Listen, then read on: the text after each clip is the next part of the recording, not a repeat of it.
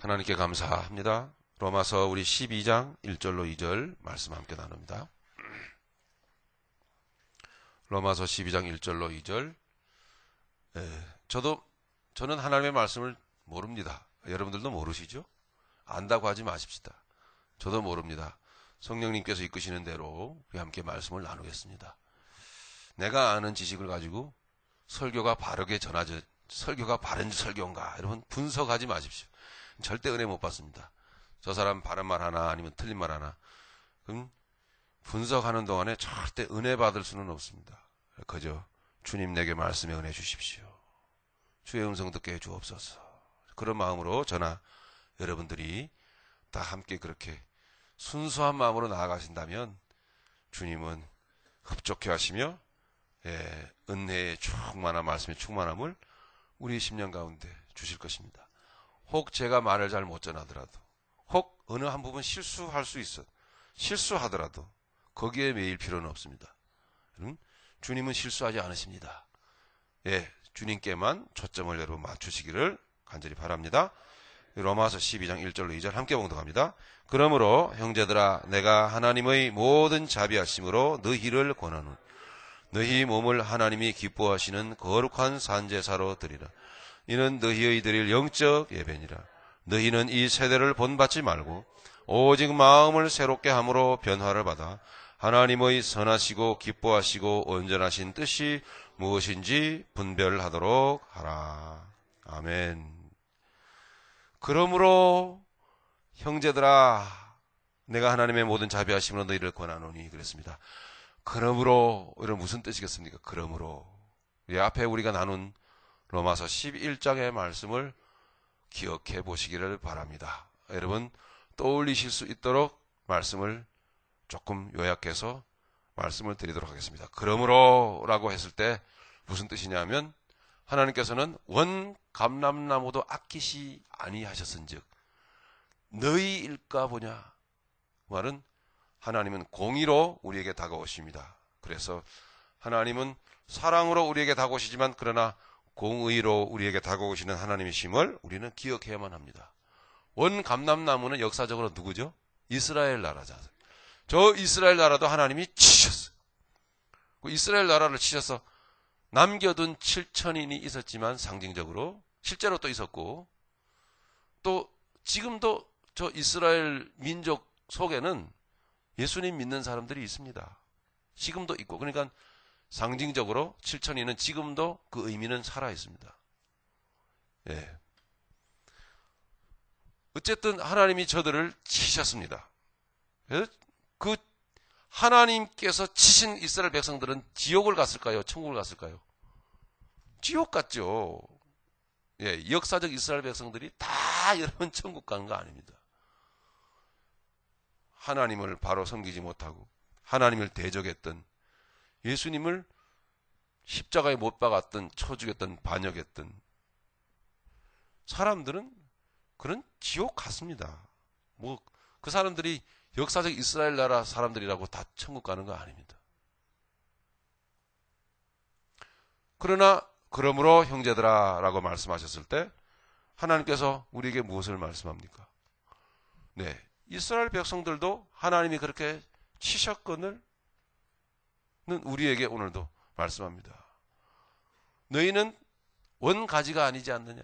너희는 하물며 치시지 않겠느냐. 자, 그와 같은 차원에서 우리는 믿음의 사람이지만 하나님 앞에 조심해야 되고 겸허한 마음을 가져야 합니다.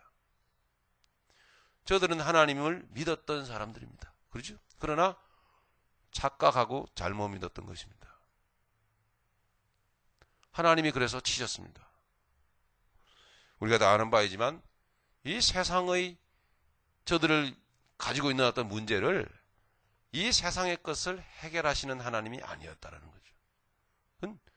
이 세상을 통해서 이 세상 속에 있는 사람들의 영혼을 구원하시고 저들의 영혼을 더욱더 변화시키시며 예수님을 닮아가는 자들 되게 하셨으며 결국은 예수님 닮은 아름다운 정결한 신부로 예수님 옆에 세우기를 원하셨던 것. 사랑을 모르던 자가 사랑 덩어리가 되게 하시는 것. 오만하고 교만한 지식을 머리에 꽉 채워놓고서는 그저 보이는 대로 가르치려고만 했던 사람들 하나님 다 내려놓게 하시고, 그 대표적인 사람이 사도 바울 아닙니까? 내 주 예수를 아는 지식이라고 하는 것은 뭐겠습니까? 사랑이죠. 하나님이 날 이렇게 사랑하셨다.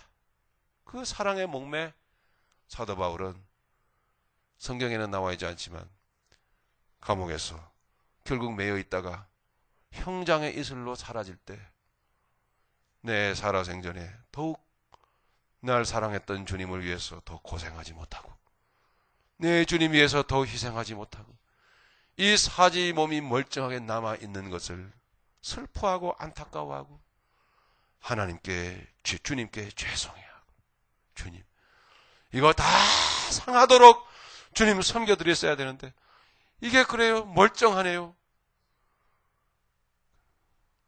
사도 바울은 전해져 내려오는 그와 같은 문헌에 의하면 그것을 안타까워했다고 합니다.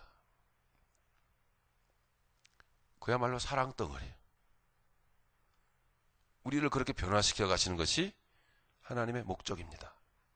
그것만이 온전히 남을 거라고 고린도전서 13장에는 그렇게 말씀하고 있습니다. 그런즉 믿음도 소망도 사랑도 귀하지만 최종적으로 남을 것은 그 중에 제일은 사랑이라. 천국에서 믿음 필요 없죠. 그죠? 천국에서 소망 필요 없습니다. 완성되었기 때문에. 사랑은 영원합니다. 그리고 우리를 사랑 덩어리가 되게끔 만들어 가십니다. 그 목적을, 그 과정을, 하나님의 과정을 알고 그 목적을 향해서 걸어가지 못했던 신자들. 안타깝게도 마지막에 신자들이라는 말이 붙는 거에 여러분 우리 조심합시다. 원 감람나무도 내가 쳤건 너희들도 마찬가지다. 하나님은 촛대를 옮기실 수 있습니다. 하나님의 성령의 불을 옮기실 수 있습니다. 그러므로는 그런 뜻입니다. 그러므로 우리 이 주관적이고 지극히 좁은 자기 중심의 신앙을 버려야 됩니다. 저도 물론 마찬가지입니다. 특별히 우리 한국 사람들은 신앙이, 영적인 신앙이 특심이 있죠. 그래서 너무 특심이 있어서 주관적이기 때문에 문제가 생기는 것이, 주님은 어디에 오시죠? 마지막에 오시면 한국으로 오신다고 생각하는 거죠. 참, 그것이 참 안타까울 일입니다. 그것은 웃을 일이 아니고 내가 깨달은 것이 다 옳다라고 생각한다라는 거예요. 나만은 주님, 아니요, 천국 아랫목에 가 있을 거라고 생각을 하는 거죠. 아니, 믿음의 확신은 좋습니다. 하지만 오만은 금물입니다. 만약에 그것이 우리의 오만으로 비춰질 때 로마서 11장은 또 제가 표현한 대로 찢어버리거나 이런 매직펜으로 쫙쫙 그어야 됩니다. 내가 원 감람나무도 내가 그냥 두지 아니하였거든. 너희들은 원 감람나무가 아니다. 우리는 이방인들입니다. 그러나 우리가 이방인이었지만 영적으로 그리스도 안에서 참 감람나무가 되어버린 거예요. 할렐루야. 참 감람나무가 된 것은 너무 감사하지만 그래도 조심해라 이 말입니다. 그래도 예수님은 한국의 평양에 강원도 어느 산골에 특별한 사람들 모인 곳에 오시는 것이 아닙니다. 그렇게 오는 것은 다 가짜입니다. 그렇게 믿는 사람들을 우리는 종종 보지요. 한국에 많습니다. 아직도 예수님이 왔다고요? 메시아가 왔다고요? 예, 보이는 사람들만 보이죠. 자, 그렇게 지극히 주관적으로 내가 가장 예수님의 보좌 옆에 설 거야, 이런 생각을, 믿음의 확신을 갖는 것은 좋은데 그것이 주관적으로 치우쳐질 때에 여러분 오만합니다. 자, 그 어떤 분들이 만약에 그렇게 생각할 때에 우리 여기 미국에 사는 분들은 뭐요? 둘째 가라면 서러울 사람들이 새벽교회 다 모여있지 않습니까? 그럼 주님은 아니 왜? 아니에요. 내가 사는 이 미국 땅에 아니죠. 캘리포니아에 특별히 주님은 초점을 맞추시고 오실 것입니다. 아니에요. 북가주는 아니고 남가주에. 아니요. 우리가 사는 가장 조금 뭔가 좀 높은 곳에, 그렇죠, 그리피스 파괴. 거기에 보니까 아주 그 천문대가 있는데 잘 닦아놨더만요. 주님 오시기에 아주 딱 안성맞춤으로 준비를 해놓았으니 주님 거기에 오시옵소서. 나는 매일 거기에 가서 기도할 겁니다. 뭔가 찌 확신이 옵니까? 자, 그런 식으로요. 그런 식으로. 참 웃기는 이야기지만 삼류 영화 같지만 그렇게 생각하고 살아가는 사람들이, 그래서 내가 제일 영적이라고 생각하는 사람들이 있다라는 얘기입니다. 착각이죠. 오늘 말씀의 주제는 그렇습니다. 그래서 우리 사랑만 하자는 얘기입니다. 사랑만. 다른 거 여러분 다 그렇지요. 우리는 저 말씀 모릅니다. 그러니까 떨립니다, 사실은. 말씀 모르는데 너무 아는 척 많이 했습니다. 사실로. 실제로 그게 제가 전한 말이 맞다고 손치더라도 하나님은 나를 보실 것입니다. 너는 주관적으로. 너는 그 말씀대로 안 사라지지 않니? 그럼 그 말씀 모르는 거야, 너는. 안다는 게 뭔 줄 알아? 여러분, 안다는 게 뭐죠? 주님과 함께 잔다는 뜻입니다. 굉장히 야한 말입니다, 그게. 주님과 함께 잔다는 얘기입니다. 동침한다는 얘기입니다. 그래야 아는 것입니다. 제가 전하는 말이 설사 옳은 말이어도 제가 말씀대로 사라지지 않으면 모르는 겁니다. 주님은 그렇게 영적으로 실제적으로 질문하실 것입니다. 네가 아느냐? 모르죠. 그러나 한 가지 분명한 게 있습니다. 주님은 몸버려 피 흘려 우리의 죽은 영혼 살리셨습니다. 그 확신은 제게 분명히 있습니다. 그러나 한 가지 분명하게 할 수 있는 것은 주님 사랑하기를 원합니다. 십자가 그 사랑 내게 알려주옵소서. 그 사랑 하는가 안 하는가? 그 사랑 사모하는가 사모하지 않는가? 그거 한 가지만은 분명히 우리가 체크할 수 있습니다. 우리 그런 사람들입니다.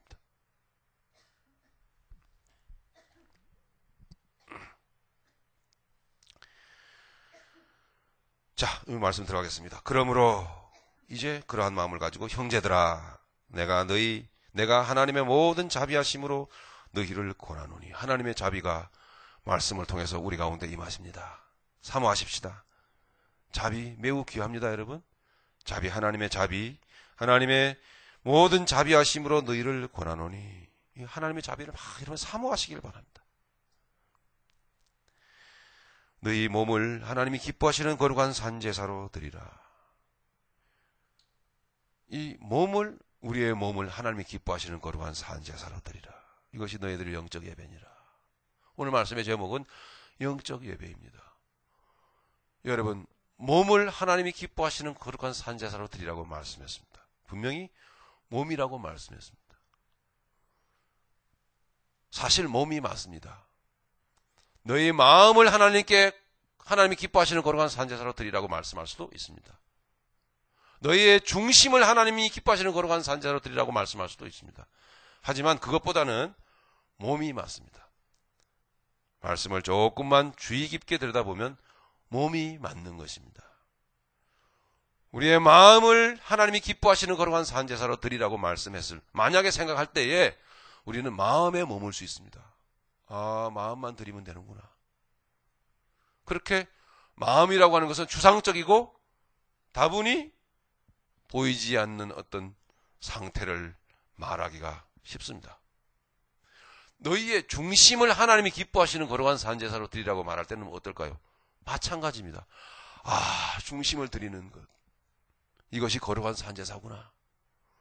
틀린 이야기가 아니지요. 하지만 우리는 연약하기에 우리는 모자랄 수 있다는 거죠.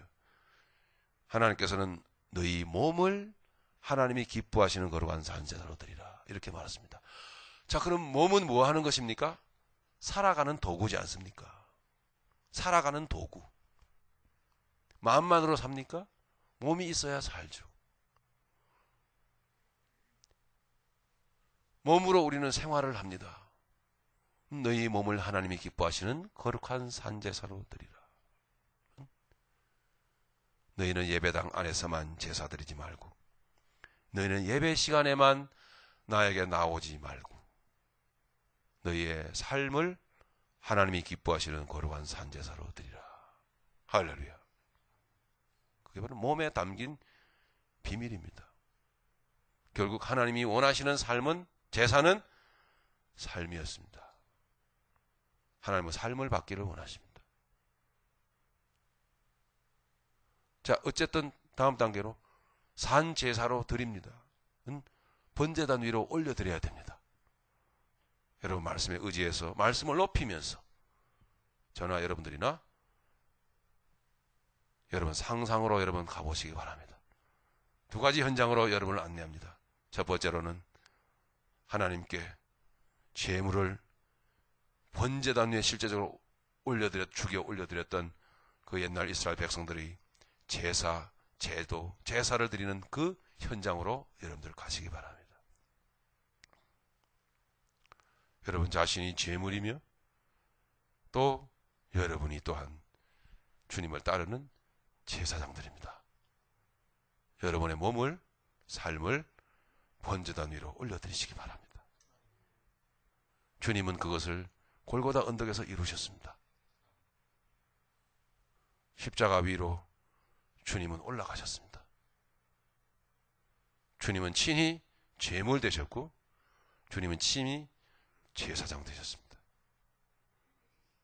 하나님이 기뻐하셨습니다.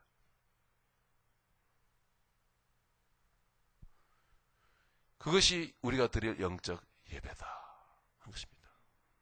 우리는 삶을 가지고 예배당에 나왔습니다. 우리는 육신을 가지고 나왔습니다. 자, 이렇게 하나님께 신령과 진정으로 예배를 드리는데 여러분 번제단 위로 올려드리시길 바랍니다. 올려드려 준비한 불을 가지고 제물에다 갖다 붙였을 때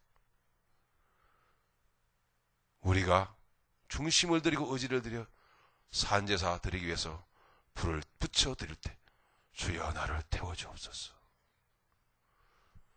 이 드려져 있는 어둠을 태워주시옵소서.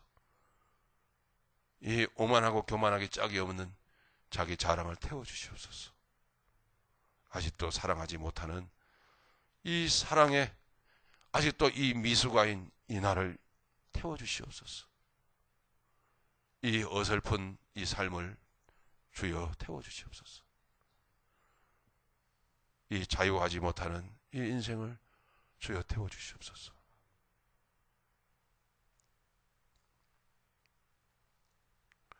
번제단 위로 지금 여러분 올라가시기 바랍니다. 하나님 등 돌리고 계시지 않았습니다. 중심을 보시고 성령의 불로 하다고 하셨습니다. 할렐루야. 성령의 불로, 성령의 불로. 그것이 오늘 1절의 말씀입니다.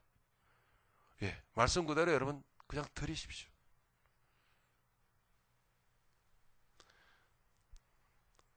뭐 말씀 저 잘 모릅니다. 그러니 여기에 다 영적이라고 한다면 다 여러분 명함 한 장씩 다 내미실 수 있는 분들이 다 앉아 계시지만 여러분 그거 내려놓고 중심에 여러분 긴장감을 갖고 번제단 위로 우리 자신을 중심으로 이렇게 올려드려 보길 바랍니다. 자, 주님의 얼굴이 여러분 보이십니까? 주님께서는 여러분을 만지시기를 원하십니다. 성령께서 번제단 위로 올라가 날 태워주시옵소서. 간절히 주의 얼굴을 구하는 성령의 불을 구하는 마가의 다락방에 모인 성도들이 결심으로 사모하면서 기도할 때 각자의 머리 위에 불이 혀같이 갈라지는 것이 임했던 것처럼 그 성령께서 하다바는 현장입니다. 바로 이 자리가, 바로 여러분 있는 그 자리가.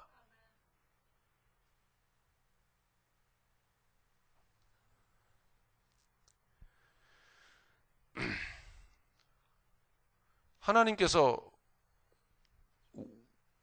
우리가 살기를 원하시는 삶은 어떤 삶일까요?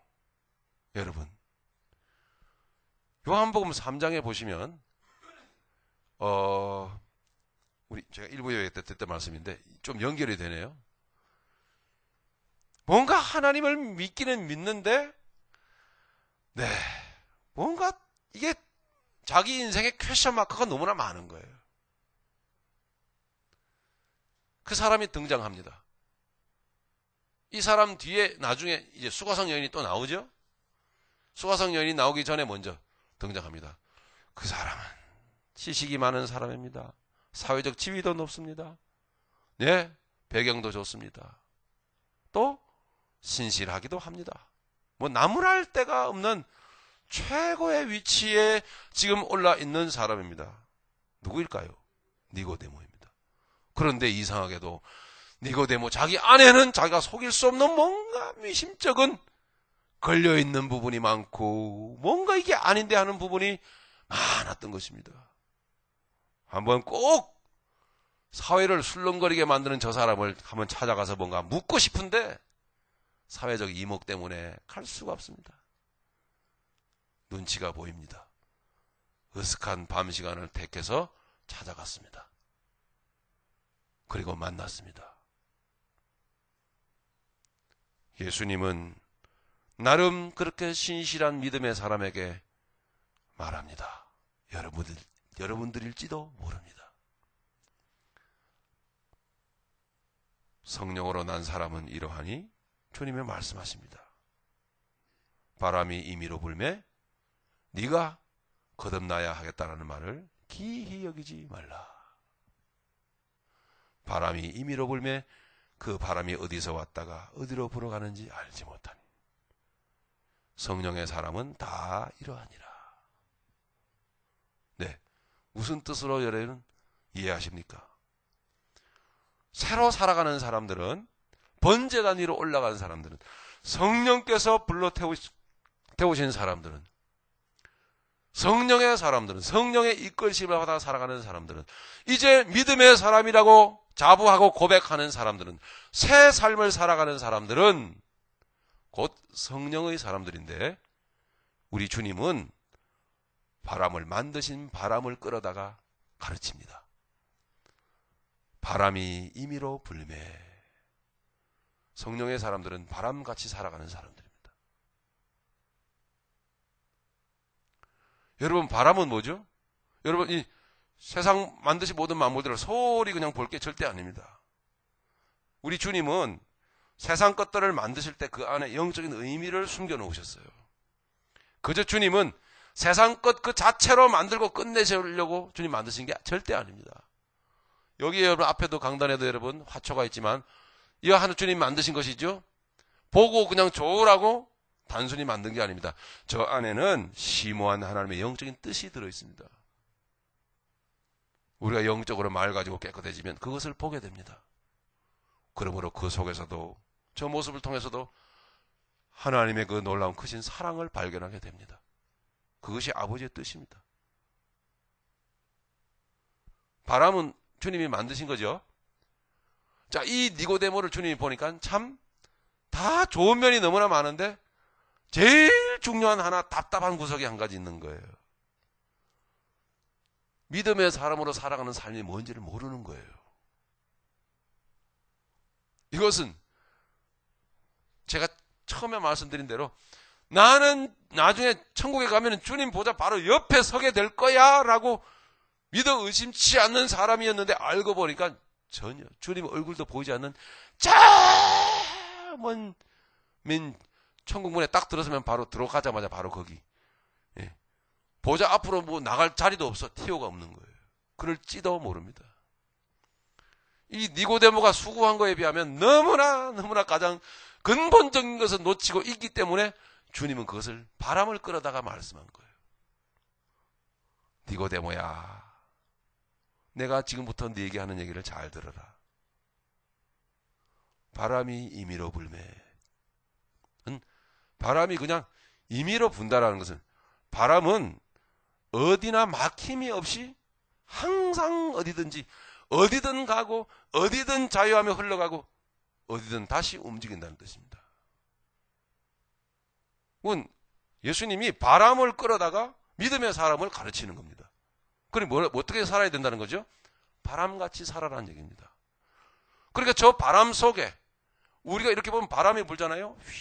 아마 예수님이 니고데모를 만나서 말씀하고 있는 동안에 바람이 불었을 겁니다. 상상을 할 수 있습니다. 바람이 니고데모야, 저게 무슨 소리지? 바람이 부네요. 바람 불지?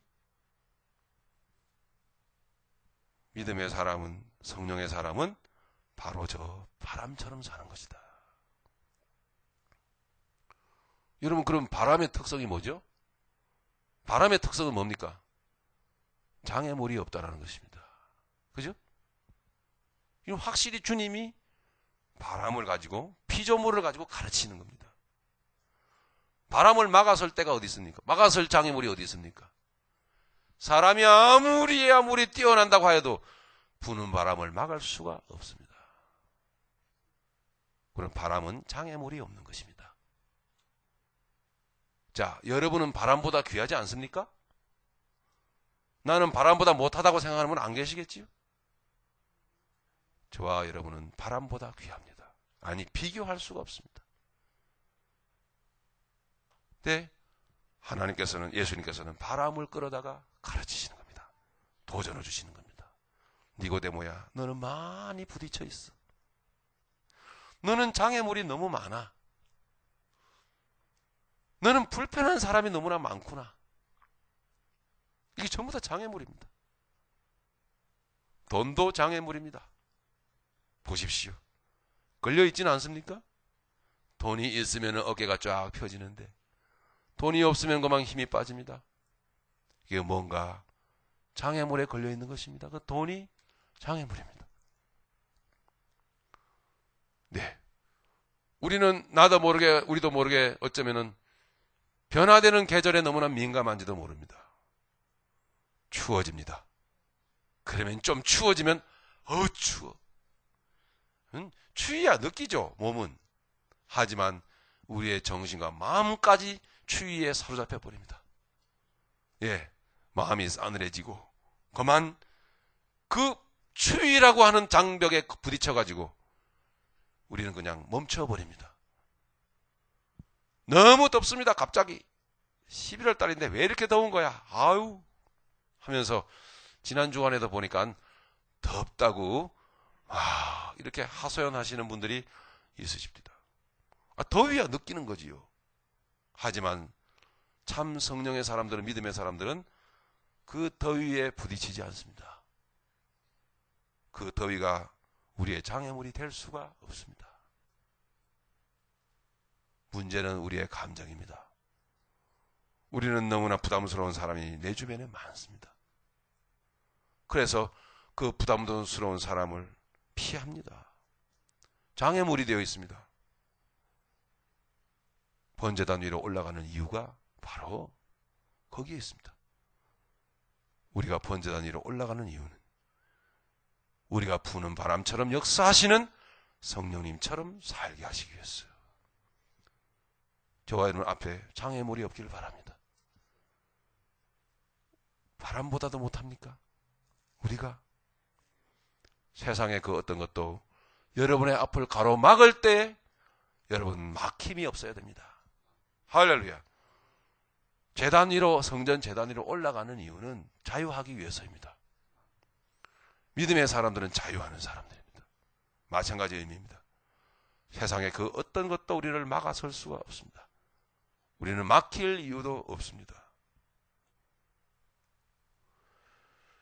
바로 그 이유로, 그와 같은 이유로 하나님께서는 우리를 성전 제단 위로 올라가라고 말씀하시는 겁니다.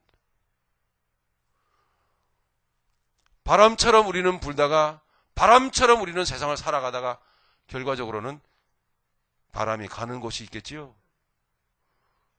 자, 이제 한 가지만 더 기억해 봅시다. 여러분, 바람의 특성이 뭐죠? 바람은 같은 말입니다만 사실은 불어 지나가면서 만지지 않는 것이 없습니다. 바람은 다 만지죠? 그죠? 보이질 않지만 바람은 내 머릿결도 스치고 지나가고 머릿결을 만지고 지나갑니다. 그죠? 바람은 내 가슴을 만지고 지나가기도 하고, 바람은 모든 건물을 치고 지나가기도 하고, 그죠? 바람은 꽃을 흔들고 지나가기도 하고, 바람은 바위도 만지고 지나갑니다. 자, 예수님이 왜 바람이 임의로 불되 이렇게 말씀하셨겠습니까? 바람은 다 만지고 지나가는 자입니다. 할렐루야. 바람은 다 만지고 지나가면서도 그러나 그 안에 매임이 없습니다. 갇힘이 없습니다. 여러분, 자유라고 하는 거 우리에게 매우 소중한 의미인데요. 오랜 역사 속에서 믿음의 사람들은 예수님을 믿는다는 그 이유로 감옥에 갇히고 핍박을 받고 그리고 목숨을 바쳐야만 했습니다. 포기해야만 했습니다. 그런데도 많은 믿음의 조상들은 감옥에 갇혀 있으면서도 양심은 자유 얻었네. 할렐루야. 옥중에 매인 성도나 양심은 자유 얻었네. 그 자유입니다. 옥중에 매여 있으면 몸은 매여 있겠죠. 손은 수갑으로 차여 있겠죠. 착고에 챙겨 있겠죠.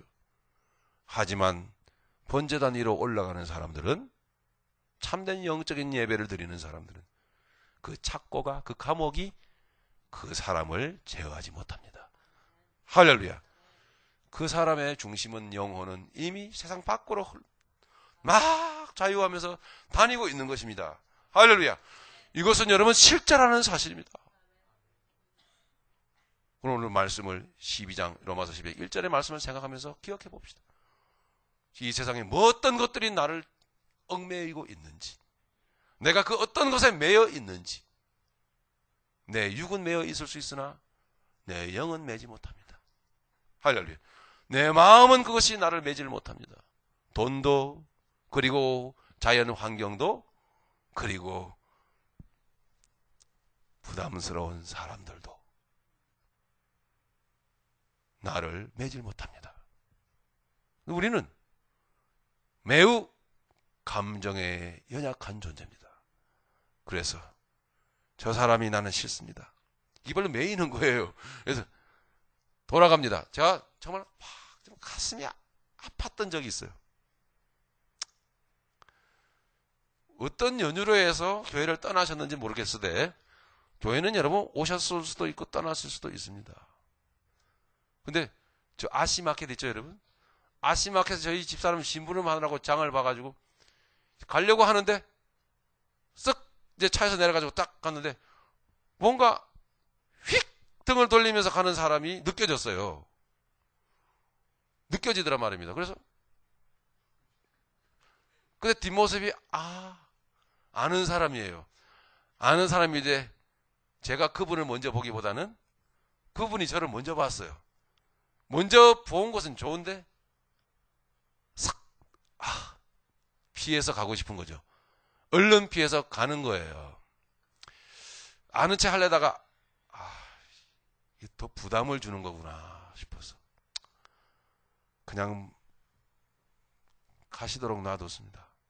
근데 뭔가 마음이 아려옵니다. 이 좁은 데서 살면서 이렇게 살아야 하는가. 여러분, 혹시 여러분 인간 관계 속에서, 여러분 이러한 관계 속에서 아직도 머물러 있는 분이 안 계십니까? 우리 주님은 여러분들에게 말합니다. 바람이 임의로 불매. 그 말은 니고데모야, 네가 바람만 못하냐? 제단 위로 올라갑시다. 할렐루야. 올라가야 합니다. 그 자유가 우리에게 있는 겁니다. 주신 자유가 내게 있는 것입니다. 얼마나 소중한 것인지 모릅니다. 우리가 안다고 하는 연구하는 성경 지식 아닙니다. 그것보다 1000배, 만배, 억만배 더 소중합니다. 그 자유가. 왜 소중합니까? 우리 주님이 피 흘려 몸버려 그 자유를 우리에게 있게 하셨기 때문에. 자유롭게 사시기 바랍니다. 마지막으로 여러분, 바람의 특성을 한 가지만 더 생각해 봅시다. 뭐라고요? 바람은 만지고 지나갑니다. 바람은 만지지 말라 그래도 안 만지는 게 없어요. 다 만져요. 그죠? 바람은 다 터치하고 지나갑니다. 다 여러분 만지고 지나갑니다. 무슨 뜻이겠습니까? 제게 깨달아지는 것은 바람은 주는 것입니다. 그죠? 아낌없이 주는 거란 말이죠. 예. 다 주잖아요. 여러분 현실에서 바람 때문에 여러분 우리에게 지금 와 있는 그 바람의 소중함 때문에 우리가 지금 누리는 게 뭐가 있습니까? 전기 아닙니까? 전기. 그죠? 저 팜스프링 갔다 보면은 여러분 그 선풍기가 막 그 산에 선풍기가 막 돌아가잖아요. 그게 여러분 풍력 발전기 아닙니까? 바람은 우리에게 전기를 줍니다. 바람이 불면 겨우내 꽁꽁 얼어붙었던 나무에서 새싹이 돋습니다. 마치 바라보면 죽어 있는 것 같습니다. 다 낙엽이 다 떨어지고 앙상하게 가지만 남아 저게 죽어 있는 것 같이 보이는데 때가 되면요 바람이 휘 하고 그 나무들을 만집니다. 그럼 나무들이 흔들리겠죠? 실제로 여러분 그 생물학적인 그 전문가들이 식물학자들이 다 하는 얘기예요. 봄 되면 봄에 봄바람이 좀 귀찮게 불어대지만 그게 중요한 거래요. 그 바람이 불어야 된대요. 그게 불므로 앙상한 나무를 흔듭니다. 나무 둥치를 이게 흔들죠.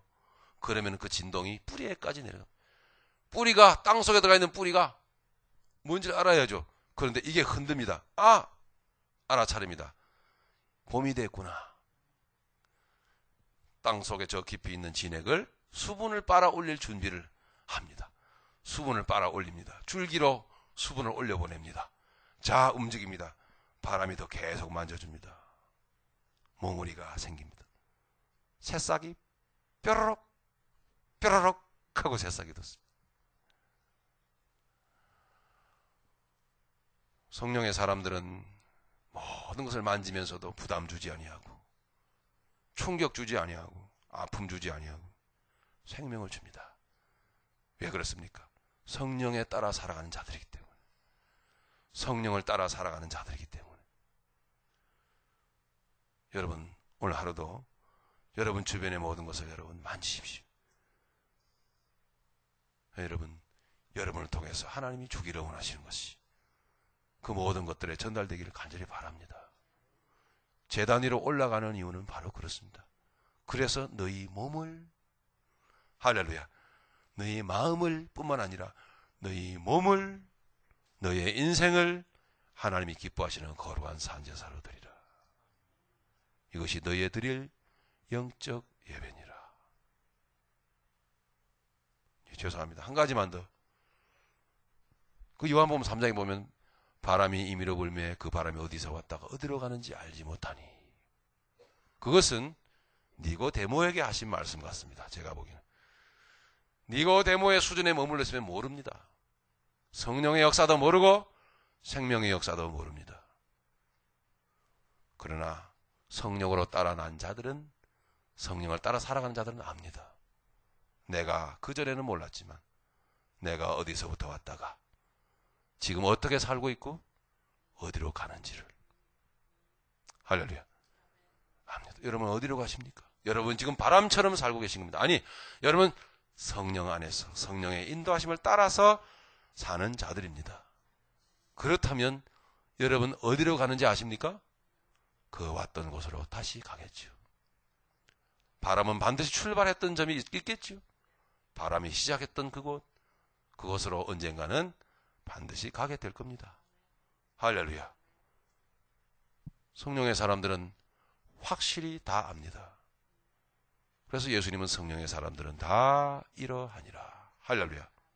즉 그렇게 살게 하기 위해서 우리 하나님께서는 사도 바울을 통해서 형제들아 하나님의 모든 자비하심으로 너희를 권하니 너희의 몸을 하나님이 기뻐하시는 거룩한 산제사로 드리라.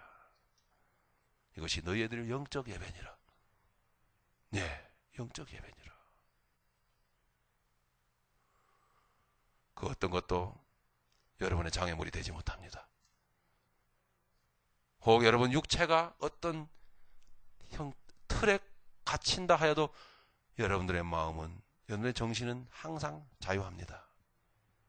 여러분들이 가는 곳마다 생명적인 역사가 나타나기를 바랍니다. 줄 수 있는 자 되기를 바랍니다. 그러면서도 나는 어디로 가는 자이다라는 것을 아시겠죠? 그 사람이야말로 어떤 사람일까요? 로마서 12장 2절에 말씀하고 있는 이 세대를 올바로 분별하고 하나님의 교훈을 받고 또 본받지 말아야 될 것을 잘 아는 자입니다. 우리 2절의 말씀 보시겠습니다. 너희는 이 세대를 본받지 말고 오직 마음을 새롭게 함으로 변화를 받아 하나님의 선하시고 기뻐하시고 온전하신 뜻이 무엇인지 분별하도록 하라. 아멘. 이 세대가 어떤 세대입니까? 디모데후서 3장 1절로부터 5절을 보면 이 세대는 마지막 때인데 말세에 고통하는 때입니다.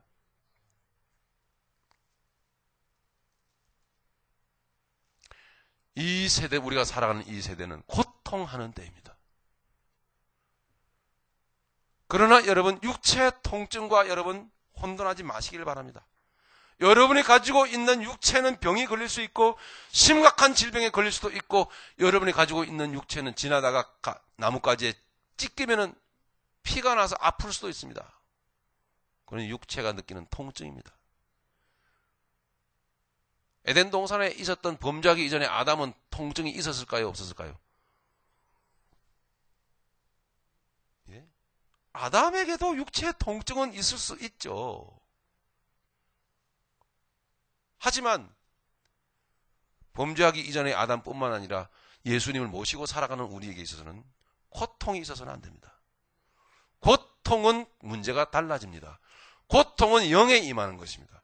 고통은 인생에 소망이 없고 내가 왜 사는지 목적도 없고, 고통은 심히 그야말로 곧 죽음 직전입니다. 죽음 직전의 상황입니다. 고통 바로 다음에 여러분 극심한 우울증이 기다리고 있고, 극심한 우울증 그 다음에는 여러분 자살이 기다리고 있는 것입니다. 그리스도인에게 있어서 성령의 이끌림을 따라 살아가는 성도들에게 있어서 이 고통이 있을 수 없습니다. 예수님 말씀하신 대로 니고데모는 나중에 자유했습니다. 니고데모는 바람으로 비유하여 말씀하셨던 예수님의 말씀을 깨닫고 이제는 진정 예수님이 십자가에 달려서 여러분 있을 때 니고데모는 자기의 신분을 완전히 노출하고, 그는 산헤드린 공회의 원이었습니다. 밤에 몰래 예수님 문제 많던 예수님을 찾아갔던 것을 여러분 보시면 아시지 않습니까? 그 다음부터는 남의 이목을 다 갖다 버리고 포기한 바로 빌라도 앞으로 찾아갔어. 예수님의 시체를 내게 주시오. 그 한 가지만 보더라도 자기의 모든 기득권과 남의 이목은 다 포기해버렸습니다. 고생하기로 작정했어요. 기꺼이 주님 때문에 희생하기로 니고데모는 작정했어요. 더 이상 이제 비굴한 인생 살지 않기로 작정했어요. 주님의 제자가 되었습니다. 바람처럼 사는 사람이 되어버렸어요. 할렐루야. 이 세대는 한마디로 말씀드리면 고통하는 세대입니다. 왜 고통하죠? 그러면 여러분 이 심장에 여러분 고통과 아픔을 왜 갖고 살아가죠? 네, 분명히 자유해야 되고 뛰어넘어야 되고 문제가 되지 말아야 될 그 돈, 그 세상, 이 보이는 육신의 세상, 환경, 사람, 내 감정, 내 감정, 불편한 내 감정, 이 전체 이 모두를 우리는 아직도 벗어나지 못하고 거기에 매여 있기 때문입니다. 즉 그 말은 제단 위로 올라가지 않았다는 뜻입니다. 그러면 여전히 믿는 모양은 있으되 밤에 몰래 찾아오는 니고데모의 상황에 머물러 있는 것입니다. 우리가 붙들려 있거나 붙들고 있는 그 모든 것들이 장애물이 되어 있는 상황에서 하나님께서는 우리를 성전의 제단 위로 끌어올리시면서 십자가 위로 끌어올리시면서 성령의 불로 충만하게 태우기를 원하십니다.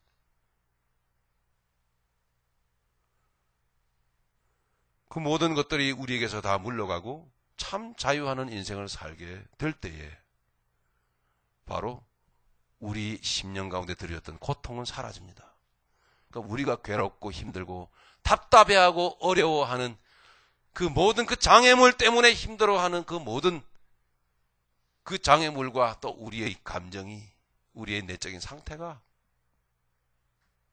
온전한 자유를 맛보게 되는데,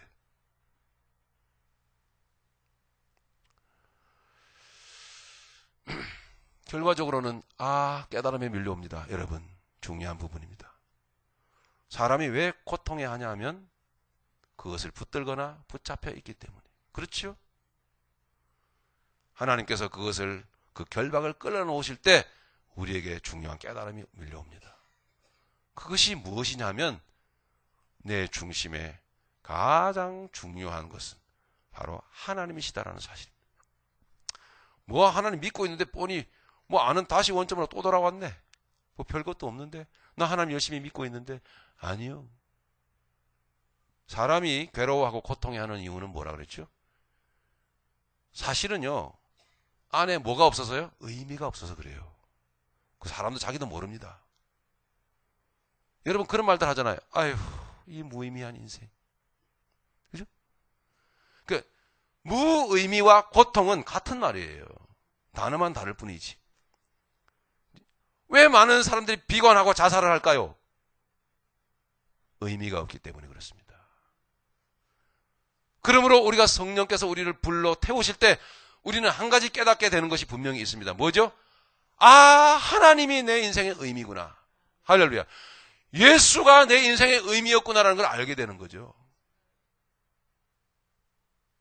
사도 바울은 모든 걸 다 집어던졌어요. 의미가 아닌 것들을 붙들고 있었기에 그거에 매사에 살아가면서 내가 신경 쓰고 붙들리고 그 장애물에 걸려 넘어지고 고개 숙이고 힘들어하는 거예요. 내 감정이. 제단 위로 올라가야 되는 이유 아시겠죠? 참 내 인생의 의미이신 예수님이 내 안에 들어오게 되는 것, 그것이 바로 번제단 위로 올라가는 것입니다. 그러면 예수님이 내 인생의 의미야. 의미 있는 인생을 살아. 더 이상은 말씀드리지 않겠습니다. 좀 더 디테일하게 여러분의 인생을 돌아보시기를 바랍니다. 바람이 임의로 불매. 주님이 하신 말씀을 오래도록 부디 여러분 기억 좀 해주시기를 간절히 바랍니다. 여러분 오고 가는 것 막지 못합니다. 사람은 오고 갑니다. 또한 여러분 바람처럼 왔다가 바람처럼 갈 수 있습니다. 하지만 부디 제가 가슴에 부디 노심초사 여러분들에게 권고드리고 싶은 것은 의미이신 예수님을 가슴에 모시고 살아달라는 그런 얘기입니다. 그러면서 여러분 다니세요. 뭐처럼? 바람처럼.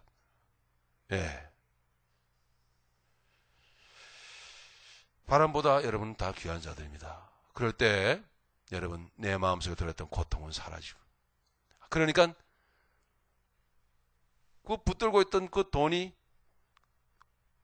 없으면 괴로워하잖아요. 그죠? 돈 때문에 힘들죠? 그게 뭐죠?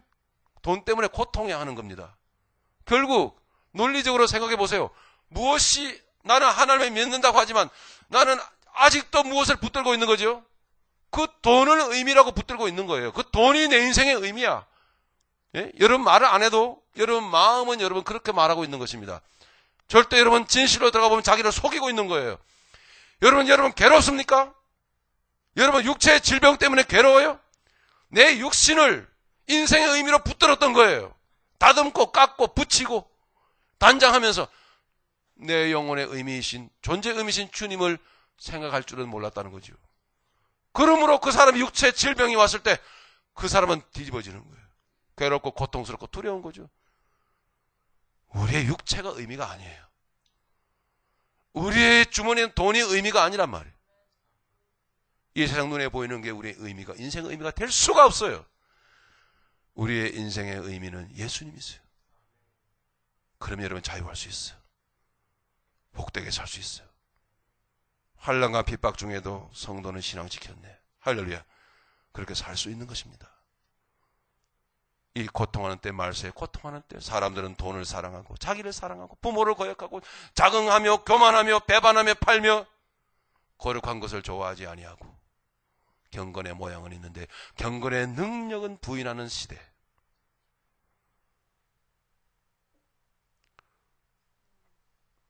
여러분 따라합시다. 나의 인생의 의미는 예수님이십니다. 할렐루야.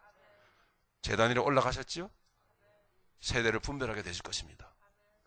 하나님이 기뻐하시고 선하시고 온전하신 원하시는 온전한 뜻이 무엇인지 아시겠습니까? 아멘요. 바람처럼 사는 겁니다. 할렐루야. 성령님의 인도하심을 따라서 여러분 다 내려놓고 사시는 겁니다. 그것이 바로 하나님께서 우리에게 원하시는 영적인 예배로부터 출발되어진 삶입니다. 복되게 살 수 있는 우리 모두가 되기를 간절히 주님의 이름으로 축원합니다.